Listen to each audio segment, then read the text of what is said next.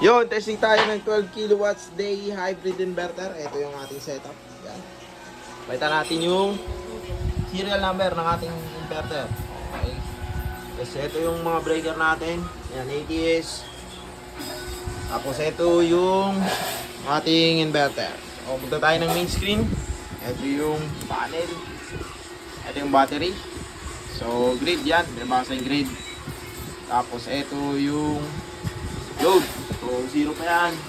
Kawarga natin ang load. Testing natin ang ating setup.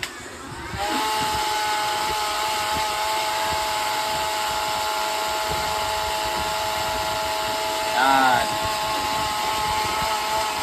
Almost 2 kilowatts ang ating load. So, kumukuha siya sa battery. So, medyo mahina lang ang harvest ng panel natin kasi medyo makulimlim ngayon, maulan ang panahon. Pero all good pa rin ang ating setup. Oh. Yan. Pakita natin yung wattmeter. Yung malagpas na 10. Leakage. So, okay yan. Tapos, play na natin. So, pakita natin yung ATS.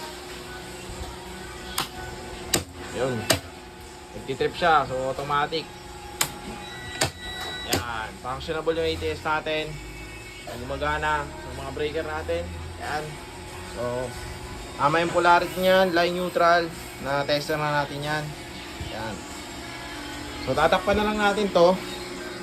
Tapos, pwede na natin i-release. No? So, yun lang. Peace out.